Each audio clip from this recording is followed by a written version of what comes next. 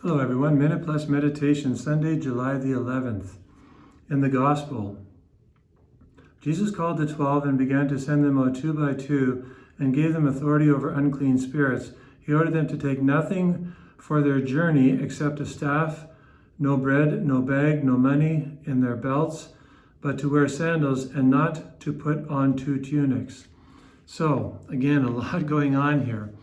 What I want to focus on here is the Lord sending these disciples out two by two, sending the 12 out two by two, so this is 6 pairs of two each.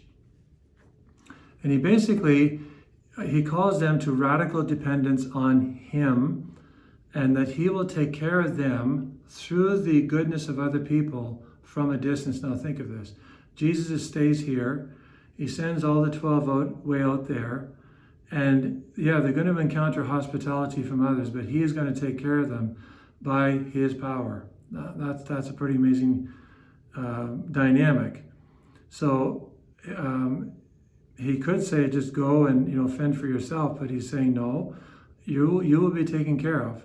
Now you can say, well, they just ran into a bunch of hospitable people, but this has happened way too often in the history of the church, where Jesus has said to Francis, rebuild my church. And Francis, who has nothing, builds the Franciscan order through the grace of God. And you've got, I mentioned this in several reflections ago, whether it's Ignatius of Loyola or Dominic or Clare, starting the Poor Clares, or the Benedictines, the Carmel, St. Teresa of Avila, call to radical poverty, and it just goes, Mother Teresa, Josemaria Escriva, and it just goes on and on and on, where they're sent out with nothing and the Lord takes care of them.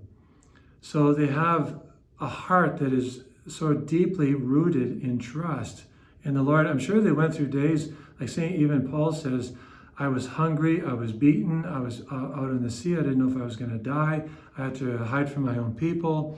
So it's not as if this was just trust and everything will be fine, there'll be no problems, I'll just take care of you. You'll never have to worry about anything. It's not that easy. It's not that simple.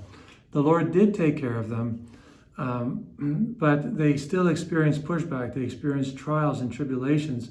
And after He ascends into heaven, every one of them eventually will be martyred for the faith, but He will take care of them. All right? Jesus taking care of them and taking care of us doesn't mean we're going to be obstacle-free. It doesn't mean we're going to be resistance or pushback-free. It doesn't mean that we're going to be exempt from troubles or trials. There are a lot of martyrs for the faith even today in Islamic countries, in mainland China.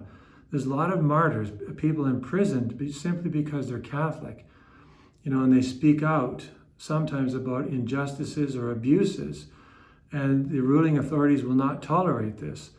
So there's lots and lots of persecution going on.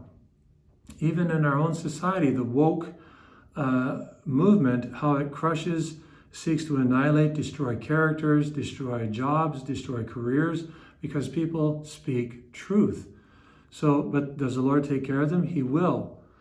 They have to remain true to Him, not go looking for a fight, but stand up for the truth, and He will back them up. I know this takes a lot of faith, but that's what God is about. He's done it over and over and over again. And you read it in Scripture. This is Scripture. And you see it in the lives of so many people not recorded in Scripture, whether it's couples who have more than maybe one child or two children, if they can. It could be all sorts of people who tithe, their money first, and then take care of everything else after that. God takes care of them, as long as they are willing to cooperate with grace and not just continue, spending inappropriately or without limitations. Tithing and sacrificial giving should actually be a conduit whereby grace enters our life and helps us to rein in our inclinations, our passions, so that we spend more wisely. So today, Christ sends you and me out into our own circumstances, and He calls us to sacrifice ourselves with the promise that He will take care of us. Now, you and I have to pray that we will trust Him. God bless you.